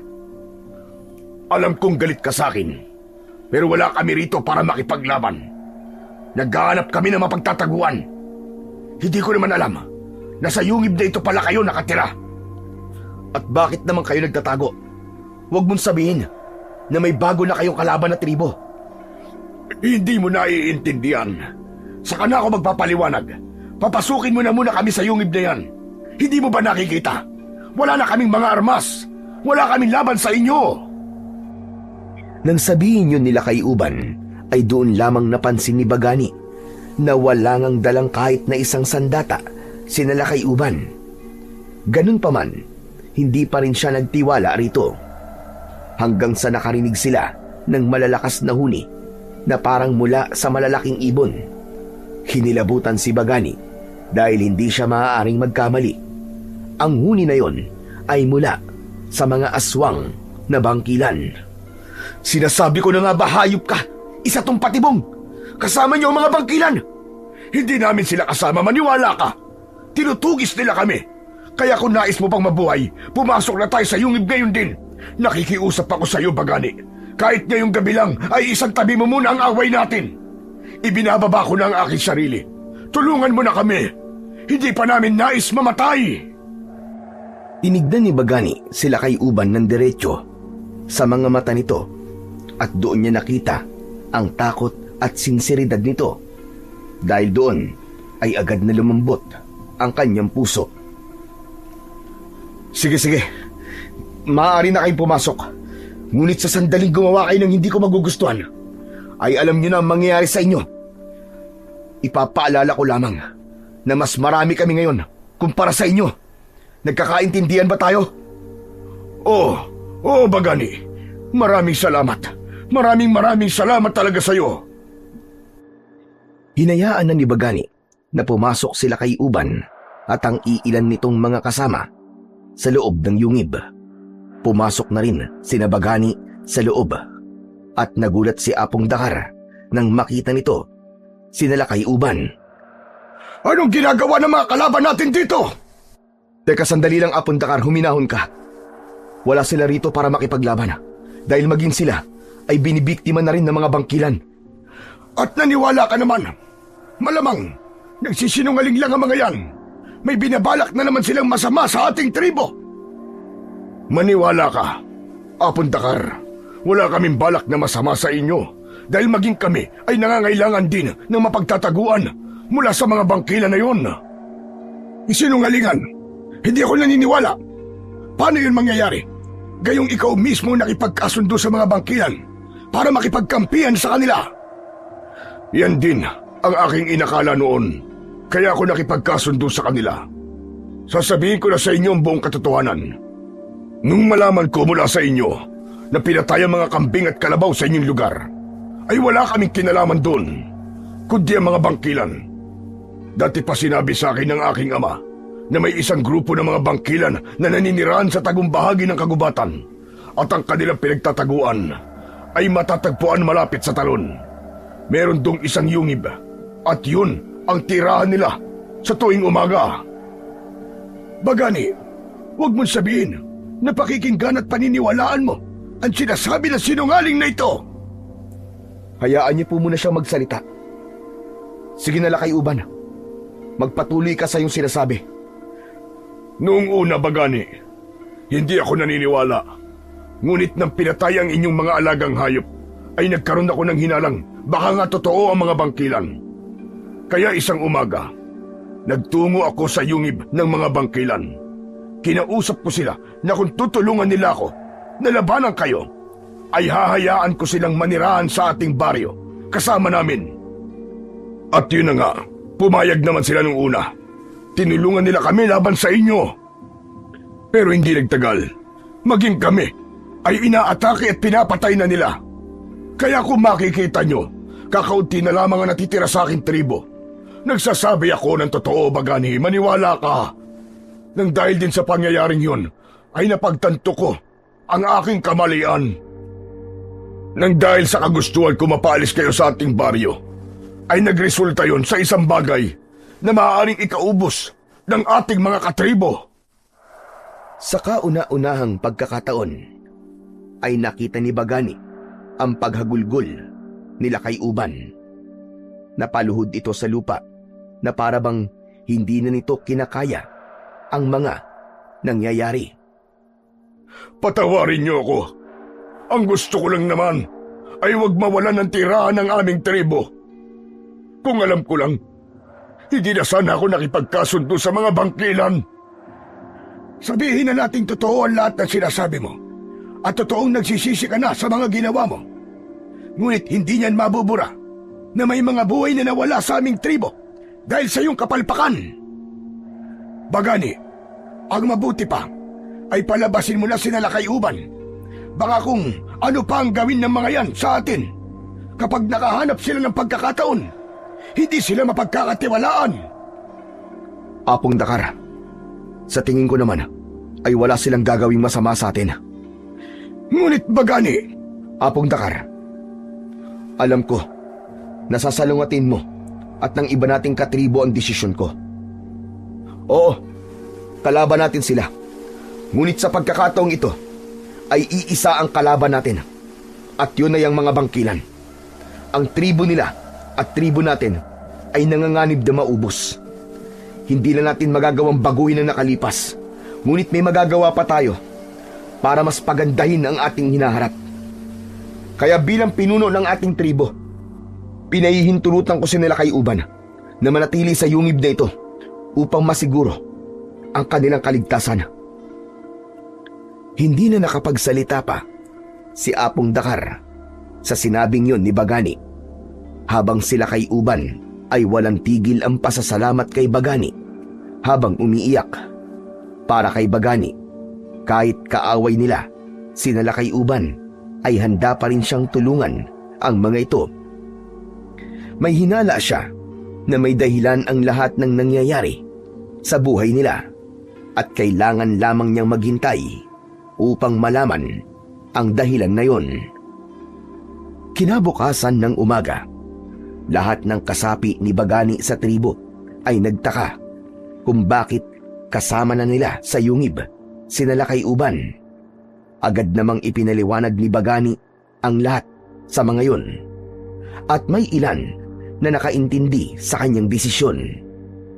Ngunit meron ding iilang nagtaka at tila hindi sang-ayon. Habang abala si Bagani sa pagsasanay sa mga mandirigma nila, ay napansin niya sila Lakay Uban na pinapanood sila. Bakas sa mukha nito na parabang may nais itong sabihin. Sandaling iniwanan ni Bagani ang ginagawa niyang pagsasanay at nilapitan niya sila Lakay Uban. Kanina ko pang napapansin na pinapanood mo kami. May nais ka bang sabihin, Lakay Uban? Ang totoo, kanina pa kita hinahanap dahil nais kitang makausap. Hinihintay ko lang na matapos ka sa iyong ginagawa. Mukhang importante ang sasabihin mo sa akin, Lakay Uban. Kaya lumapit na ako sa iyo. Ano bang nais mong sabihin? Una sa lahat, ay nais kong magpasalamat sa iyo sa pagtulong na iyong ginawa sa akin at sa mga natitirang kasapi ng aking tribo. Hindi ko talaga akalain na sa kabila ng mga ginawa namin sa iyo, ay bukas pa rin ang loob mo na tulungan kami. Magpasalamat ka sa aking ama dahil siya nagturo sa akin na kahit na ang kalaban, kapag nangangailangan ng tulong, ay kailangan kong tulungan. Aniya, hindi ko dapat samantalahin ang kahinaan ng aking kalaban para manalo sa isang digmaan. Sa ginawa mong pagtulong sa amin kagabi, doon ko nakita kung gaano kabuti ang iyong puso, Bagani. Masyado ko naging sakim sa lupang hindi ko naman sigurado kung amin nga ba o sa inyo ba. At nang dahil sa kasakiman na yon, ay nakagawa ko ng isang hakbang na siyang dahilan kung bakit tayo tinutugis ng mga bangkilan. Alam ko na mahirap para sa iyo ang magpatawad. Ngunit, hihingin ko pa rin ang iyong kapatawaran at hihintayin ko ang araw na ako'y iyong mapapatawad. Ayoko maging ipokrito sa iyo, Lakay Uban. Oo, tinulungan kita. Pero hindi ibig sabihin nun ay pinapatawad na kita sa iyong mga nagawa sa aking tribo. Maaring hindi nga kayo ang pumatay sa aming mga alagang hayop at sa aking katribo na si Lakaw. Dahil malaki ang posibilidad na ang mga bangkilan ang may kagagawa nun. Ngunit, marami pa kayong ginawang hindi magandang bagay sa amin. Magagawa naman kitang patawarin. Ngunit, kailangan mong patunayan muna ang iyong sarili. Hindi lang sa akin, kundi sa aming buong tribo. Gagawin ko ang lahat para mapatunayan ko sa inyo na bukal sa aking kalooban ng paghingi ko ng tawad. Sabihin mo kung ano ang maaari kong gawin, Bagani, at aking gagawin. May naisip na ako na pwede mong gawin, Lakay Uban. Tinulungan ko kayo kagabi dahil napagtanto ko na iisa na ang ating kalaban ngayon.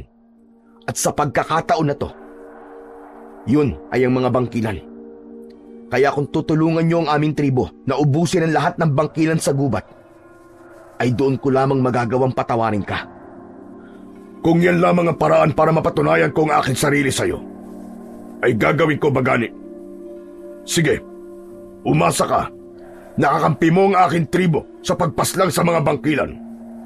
Gagawin namin ang lahat ng aming makakaya para kayo ay matulungan, kahit hindi na kami ganun karami. Mabuti kung ganun, Lakay Uban. Sa ngayon, isipin na lamang muna natin na tayo ay iisang tribo at iisa rin ang ating layunin. Yun ay ang huwag hayaan na maubos tayo ng mga bangkilan. Bagkos, uunahan natin silang maubos bago pa nila yun magawa sa atin. Maraming salamat talaga sa iyo, Bagani. Kung hindi ko pa nakitang nauubos na ng mga bangkilan ng aking mga katribo, ay hindi ko pa mapagtatanto kung gaano ko naging kasama sa inyo. Kaya salamat sa pagbibigay mo sa akin ng pagkakataon na makabawi sa iyo. At huwag mo sanang sasayangin ang pagkakataong ito dahil ito na ang una't huli. Pangako, Bagani, hindi ko kayo bibiguin. Matiim na tinignan ni Bagani si Lakay Uban sa mga mata nito. Naroon pa rin ang takot sa mga mata ni Lakay Uban. Bakas pa rin sa mukha nito ang labis na lungkot sa sinapit ng tribo nito sa kamay ng mga bangkilan. At nang sandaling yon, unti-unti nang nakita ni Bagani ang dahilan kung bakit kinailangang mangyari ang kalunos-lunos na pagdating ng mga bangkilan sa kanilang buhay. Baka yun ang magiging daan upang mabigyan na ng tuldok ang matagal ng bangayan ng kanilang tribo at ng tribo ni Lakay Uban. Simula noon ay kasama ng nagsanay sa pakikipaglaban ni Bagani ang natitirang tribo ni Lakay Uban. Dahil wala ng sandata si Lakay Uban, pumutol na lamang sila ng mga kawayan at ginawa nila yung sibat. Araw-araw ay nakita ni Bagani ang pagpupursige ni Lakay Uban na mas maging mahusay sa pakikipaglaban. Pakiramdam niya tuloy ay talagang kasapi na ito ng kanilang tribo. Hindi rin ipinakita ni Lakay Uban ang pagiging mapagmataas nito dahil ito ang pinuno ng tribo nito. Natuto itong makisama sa mga katribo ni Bagani at sumabay sa pagkain kahit hindi masarap ang kanilang pinagsasaluhan. Isang araw, habang abala si Bagani sa paghahasa ng kanyang itak sa tabi ng ilog, ay lumapit si Apong Dakar sa kanya. Huminto siya sandali sa kanyang ginagawa dahil naramdaman niyang may sasabihin ang matanda. May kailangan ho ba kayo sa akin, Apong Dakar? Wala naman. Ngunit nais kitang kausapin tungkol kay Lakay Uban. Tungkol po ba ito sa desisyon kong isama sila sa puwersa natin na makipaglaban sa mga bangkilan? Talaga bang buo mo nang ibinigay ang tiwala mo sa kanya? Hindi po buon tiwala ko sa kanya. Ngunit nag-usap na po kami tungkol sa bagay na yan. Sinabi ko sa kanya na kailangan muna niyang mapatunayan ang kanyang sarili para magtiwala ako sa kanya at mapatawad ko siya ng tuluyan. Ngunit, duda pa rin ako sa Lakay Uban na yan. Hindi ko pa rin nakakalimutan ang napakaraming hindi magagandang bagay na ginawa niya sa atin. Naiintindihan ko pong nararamdaman niyo. Ngunit, bigyan po natin siya ng pagkakataon at ang kanyang katribo. Kung sasayangin nila ang pagkakataon na yon, ay nasa sa kanila na yon. Isa pa, kailangan po natin ng dagdag na puwersa upang masiguro natin na mananalo tayo kontra sa mga bangkilan. Hindi tayo makakabalik sa ating baryo kung buhay pa rin ang mga hayop na yun. Sabihin na natin na dahil sa tulong ni Lakay Uban ay matatalo na natin ang mga bangkilan. At pagkatapos doon, ano na ang mangyayari? Babalik na naman tayo sa pakikipaglaban sa kanila, sa lupang dapat ay sa atin. Anong pagbabago ang maidudulot ng pagtulong natin sa kanila? Sa totoo lang sa ngayon po hindi ko pa alam. Ngunit isa lamang ang sigurado ko, Apong Dakar. Gusto kong tulungan si Lakay Uban dahil kailangan nila ng tulong. At kung sakaling pagkatapos ng lahat ng ito ay patuloy silang makikipag-agawan sa lupang tinitirahan natin, ay wala na akong pakialam. Ang mahalaga lang sa akin ay tinulungan ko sila. Masyado kang mabait, Bagani. Hindi ko akalain na sa kabila ng lahat ng ginawa ni Lakay Uban ay nagawa mo pa rin silang tulungan. Bakit ba ako nagtataka sa ugali mo na yan? Ganyan na ganyan ang namayapa mong ama. Ang kaibahan nga lang ay sumobrang pagiging mabait mo na kahit ang taong ilang beses nang ginawang ka ng masama ay nagawa mo pang tulungan. Dahil maging sila ay biktima na rin sa pagkakataong ito. Oo, silang dahilan kung bakit tayo inatake ng mga bangkilan. Ngunit naisip ko na kung lalabanan natin ang mga bangkilan at sina Lakay Uban, malaki ang posibilidad na sa huli ay tayo ang matatalo. Kaya ang desisyong kahit na pagsanibing ko ang dalawang tribo na magkaaway ay ginawa ko. Dahil ito lamang ang paraan na aking naisip upang mabuhay pa tayong lahat. Hindi makapaniwalang napapailing na lamang si Apong Dakar sa sinabing yon ng kanilang pinuno. Tila hindi pa rin ito tanggap ang desisyon ni Bagani.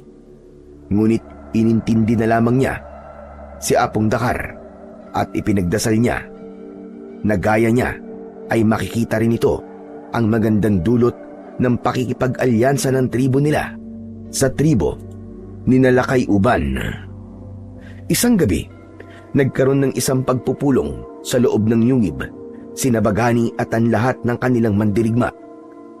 Naroon din sila kay Uban kasama ang mga katribo nito. Nang dumating si Apong Dakar, ay napasimangot ito nang makita sina Lakay Uban. Ang akala ko ba ay pagpupulong ito tungkol sa kung paano natin lalabanan ang mga bangkilan? Bakit nandito ang dahilan kung bakit tayo may ganitong problema? Apong Dakar, sina Lakay Uban ay kasapi na natin sa pakikipaglaban sa mga bangkilan. Isa pa, sinabi niya sa akin kanina na may naisip siyang paraan upang maubos natin ang mga bangkilan. Aba, dapat lang na siyang umisip ng solusyon sa problemang ito. Dahil una pa lang, ay siya na talaga ang punot dulo ng lahat ng ito. Apong Dakar, pinagsisisihan ko ng mga nagawa ko. Kaya't nandito ko para makipagtulungan. Tama na muna yan. Simulan na natin ang pagpupulong dahil nasasayang ang ating oras. Lakay Uban, ilahad mo na ang planong naisip mo. Alam ko kung saan naninirahan ang mga bangkilan. Nasabi ko na kay Bagani kung saan ang lugar na yon. Sa gabi lamang sila lumalabas sa yungib na kanilang pinagtataguan. At sa umaga na naman, ay namamahinga sila dahil hindi sila maaaring masinagan ng araw. Kapag nasinagan sila ng araw, ay matutupok at mamamatay sila. Yan ang sinabi sa akin ng aking tatay. Ang naisip kong plano ay kailangan natin sumalakay sa mga bangkilan. Doon mismo sa labas ng kanilang pinagtataguang yungib. Kalokohan! Isang pagpapakamatay ang naisip mo, Lakay Uban. Bagani, gawin na lang natin ang plano na isip ko. Isa-isa nating tugisin ang mga bangkilan hanggang sa maubos silang lahat. Apong Dakar, hindi pa tapos magsalita sila kay Uban. Hayaan muna natin siya makatapos at saka natin pag-usapan kung tayo ay sasang-ayon o hindi sa kanyang plano. Gaya ng aking nasabi, hindi maaaring masinaga ng araw ang mga bangkilan at ang kahinaan nila na yon ang gagamitin natin laban sa kanila. Maganda na isip na plano ni Apong Dakar na isa-isa nating tugisin ang mga bangkilan. Ngunit sa dami nila ay sigurado na aabutin tayo ng ilang taon bago sila maubos. Ngunit sa naisip kong paraan, isang gabi lamang ay mauubos natin silang lahat. Sige nga, Lakay Uban. At paano mo naman sila mapapalabas sa kanilang yungib habang may araw pa? Hindi natin sila palalabasin, kundi hindi natin sila hahayaang makapasok o makabalik sa kanilang yungib. Hindi ba't pinaniniwalaan nyo na ang halamang baging na nasa labas ng yungib na ito ay kinatatakutan ng mga aswang? Habang nakikipaglaban tayo sa mga bangkilan, ay may ilan na maglalagay ng mga halamang baging na yon sa bukana ng yungib ng mga bangkilan. Nang sa gayon, ay hindi na nila magawang makapasok doon hanggang sa tuluyan na silang abutin ng pagsikat ng araw. Magandang plano na isip mo, Lakay Uban. Magiging epektibo nga yan. Lalo na kung totoong takot ang mga aswang sa halamang baging na yon, ang makabuhay. Ngunit naisip ko na kung makikipaglaban tayo kagad sa mga bangkilan, ay malaki ang posibilidad na mauubos nila kagad tayo. Sa tingin ko, mas maganda kung babantayan muna natin ang kanilang yungib. Kapag umalis na sila para maghanap ng kanilang pagkain, ay saka natin lagyan ng makabuhay ang bukana ng kanilang yungib. At kapag dumating na sila, ay saka natin gagawin ng lahat para hindi na sila makapasok doon. Maaari rin tayong maglagay ng mga bato upang kapag hindi epektibo na panakot sa kanila ang makabuhay, ay hindi agad sila makakapasok sa kanilang tirahan. Sa akin palagay, ay mas maganda ang planong naisip mo, Bagani. Sa ganyang paraan, ay hindi natin kailangan makipaglaban sa kanila na matagal na maaaring maging resulta ng pagkaubos natin. Ano mga kasama? Narinig niyo namang lahat ang mga sinabi namin nila kay Uban. Sino sa inyo ang sang-ayon sa planong yun? Itaas niyo ang inyong kanang kamay! Lahat ng naroon ay itinaas ang kanilang kanang kamay, kabilang na si Apong Dakar. Hindi inasahan ni Bagani na sasang-ayon si Apong Dakar sa planong naisip nila kay Uban. Kaya naman, hindi niya napigilan ang mapangiti. Sinabi ni Bagani sa lahat na hindi na sila kailangan maghintay pa ng ilang gabi at bukas ng gabi na nila gagawin ang kanilang planong pag-ubos sa mga bangkilan. Nang sumunod na araw ay nagtulong-tulong ang lahat sa pagkuha ng halamang baging na makabuhay. Inipon nila ang mga yon at inihanda sa pagdala nila mamayang gabi sa pagpunta nila sa Yungib kung saan nakatira ang isang grupo ng mga bangkilan. Pagsapit ng hapon ay nagsimula ng maglakbay sina Bagani patungo sa naturang Yungib. Kasama niya ang mga mandirigma ng tribo nila at ang tribo nila kay Uban. Nasa unahan nila sila kay Uban dahil ito ang magtuturo sa kanila ng daan. Nasa hulihan naman ng pila si Bagani kasama si Apong Dakar. Apong Dakar, sa totoo lang ay hindi ako makapaniwala na sumang-ayon ka sa plano nila kay Uban. Alam ko kasi nagalit ka sa kanya. Masaya ako sa pagsang-ayon mo na yon. Pero gusto ko ring malaman ang dahilan mo kung bakit ganun ang iyong naging desisyon. Oo, galit pa rin ako kay Lakay Uban hanggang ngayon. Pero ang aking prioridad ay ang kaligtasan ng ating tribo. Naisip ko na magandang planong sinabi niya, kaya walang dahilan para hindi ako sumang-ayon. Maraming salamat po sa inyo, Apong Dakar. Alam niyo, sa totoo lang, hindi ko talaga inasahan na may kabutihan pala sa puso sila kay Uban. Hindi pa rin ako makapaniwala hanggang ngayon. Nakatulong na natin ang tribo nila para sa iisang misyon. Makalipas ang ilang oras, ay narating na ni Bagani ang Yungib na pinagtataguan ng mga bangkilan. Nagkanya-kanya sila ng pagtago at matyaga silang naghintay. Makalipas ang ilang sandali, ay lumabas na ang mga bangkilan mula sa loob ng Yungib. Lumipad ang mga yon ng napakataas at tinahak ang iisang direksyon.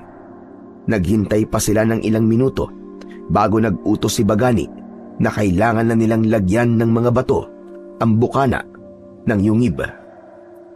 Mabilis na kumilos ang lahat. Nagtulong-tulong sila sa pagbuhat ng malalaking bato upang iharang sa bunganga ng Yungib. Matapos yun, ay nilagyan nila ang mga bato ng halamang baging na makabuhay upang makasiguro sila na hindi na magagawang pumasok ng mga bangkilan sa Yungib ng mga yon. Matapos ang lahat, ay muling nagtago sina Bagani. Mas naging mahaba ang kanilang paghihintay sa pagbabalik ng mga bangkilan. Ang iba ay halos makatulog na hanggang sa sumapit na ang 4:00 ng madaling araw. Narinig na nila ang malakas na huni ng mga bangkilan. Umanda kayo! Pabalik na sila! Huwag muna kayong lalabas habang wala pa ang aking hudyat. Isa-isang lumapag ang mga bangkilan sa harapan ng bukana ng Yungib. Galit na umangil ang mga bangkilan nang makitang may harang ang papasukan ng mga ito. Sinong may gawa nito? Tanggalin niyo ang mga harang! Ngunit, hindi lamang bato ang nakaharang sa ating Yungib, kundi may makabuhay din. Alam mo mangyayari kapag nahawakan natin ang mga yan. Masasaktan tayo. Gumawa kayo ng paraan! Hindi tayo maaaring masigatan ng araw! Mamamatay tayong lahat pag nangyari yun! Napangisi si Bagani habang nakatingin siya sa mga bangkilan. Walang kahit isa ang nagtangkang alisin ang mga nakaharang sa bukana ng Yungib. Naghintay pa sila ng ilang minuto. Kung tutuusin, hindi na nila kailangan sumalakay ng sandaling yon. Ang kailangan na lang nilang gawin ay hintayin ang pagsikat ng araw. Sandali! May naaamoy ako! May mga tao sa paligid! Tama ka! Nagtatago sila! Halugugin niyo ang paligid at hanapin ang mga tao! Patayin silang lahat! Lumipad ang lahat ng bangkilan sa iba't ibang direksyon. Alam ni Bagani na wala ng dahilan para magtago pa sila. Kailangan na nilang kumilos bago pa sila makita ng kanilang mga kalaban. Matapang na tumayo si Bagani at itinaas niya ang kanyang itak. Sugod mga kasama! Malakas na sumigaw ang mga kasama ni Bagani at sabay-sabay na sumugod sa mga bangkilan. Mabilis na gumalaw si Bagani kasama ang mga mandirigma ng 2 tribo na dating magkatunggali habang humahagibis sa impapawid ang mga bangkilan. Sinibat at pinana ng ilan ang mga bangkilan na nasa ere. May ilan na bumagsak at meron ding patuloy na lumipad kahit nasugatan. Sa gitna ng labanan ay ipinakita ni Bagani ang kanyang tapang at bilis. Ilang bangkilan ang kanyang napaslang. Iniwasan niya ang matutulis na kuko ng mga ito. At sa bawat bangkilan na kanilang napapatay ay mas lalong lumalakas ang kanilang loob. Tumagal pa ng ilang oras ang digmaan ng mga tao laban sa mga halimaw na bangkilan. Halos patas na ang laban dahil marami na rin ang namatay sa grupo ng mga bangkilan. Panay ang sulyap ni Bagani sa silangan. Nagdadasal siya na sana ay sumikat na ang araw. Hindi tayo maaaring manatili rito! Kailangan natin maghanap ng mapagtataguan! Pasikat na ang araw! Lilipad na sana ang lalaking bangkilan pero mabilis na sinibat nila kay Uban ang pakpak nito. Nabutas ang pakpak ng bangkilan kaya bumagsak yun sa lupa. Butasin niyo mga pakpak ng bangkilan upang hindi na sila makatakas! Sinunod ni Bagani ang sinabi nila kay Uban. Pinuntiryan nila ang pakpak ng mga bangkilan hanggang sa nakita ni Bagani ang unti-unting pagsilip ng araw sa silangan. Umalingaw-ngaw ang napakalakas na sigaw ng mga bangkilan sa buong kagubatan habang pataas na ng pataas ang haring araw. Hanggang sa nangyari na nga, biglang tinupok ng sikat ng araw ang mga halimaw na bangkilan. May iba na sinubukan pan lumipad kahit balot na ng apoy ang katawan. Hindi nagtagal ay tuluyan ng naubos ang mga bangkilan at halos maabo ang mga yon. Ang tanging nakatayo na lamang ay sina Bagani at ang ilang kasama niya na nabuhay sa katatapos lamang na digmaan. Nagtagumpay tayo! Naubos natin ang mga bangkilan mga kasama! Maraming salamat, Bathala! Maraming salamat sa ipinagkaloob niyo sa aming lakas! Masayang nagsigawan ang mga tao. Ngunit si Bagani ay hindi magawang maging masaya ng lubos dahil sa mga kasama nilang nagbuwis ng buhay. Ganun pa man, alam niya na si digmaan ay hindi maiiwasan ang ganung pangyayari at parte nito ang pagkamatay ng ilan para sa kaligtasan ng mas nakararami. Magkakasamang bumalik sina Bagani sa kanilang baryo. Dala nila ang mga bangkay ng mga mandirigmang namatay sa pakikipaglaban sa mga bangkilan. Binigyan nila ng maayos na libing ang mga yon. Matapos ang paglilibing, ay lumapit sila kay Uban, kay Bagani. Bagani, tapos na ang pakikipaglaban natin sa mga bangkilan. Utang ng aming tribo ang buhay namin sa iyo. Ngayon bilang ganti, ay sumusuko na kami sa matagal na nating laban sa lupang ito. Aalis na kami sa baryong ito at hahayaan na namin na manirahan kayo rito ng matiwasay. Lakay Uban, hindi nyo kailangan umalis dito. Teka, anong ibig mo sabihin? Nagkaayos na ang ating mga tribo, kaya wala nang dahilan pa para umalis kayo. Alam ko na matagal nang naging magkaaway ang ating mga tribo, pero hindi pa huli ang lahat para magsimula tayong lahat nang magkakasama pa rin sa iisang lugar. Alam ko, Lakay Uban, na mahal mo ang baryong ito dahil kung hindi, ay hinding-hindi mo ito ipaglalaban. Kaya para sa akin, mas makabubuti kung manatili tayo rito. 2 tribo sa iisang baryo. Hindi ba't napakaganda nun? Naluluwang napangiti si Lakay Uban sa sinabing yun ni Bagani. Hindi na nito napigilan ang sarili na yakapin si Bagani dahil sa labis na kasiyahan. Kaya naman, simula ng araw na yon ay mapayapa nang nanirahan ang 2 tribo sa baryong yon. Natuto silang magtulungan sa lahat ng pagkakataon dahil sa pag-ubos nila sa isang grupo ng mga bangkilan ay nakilala ang mga tribo nila bilang mahuhusay na tribo ng mga manunugis.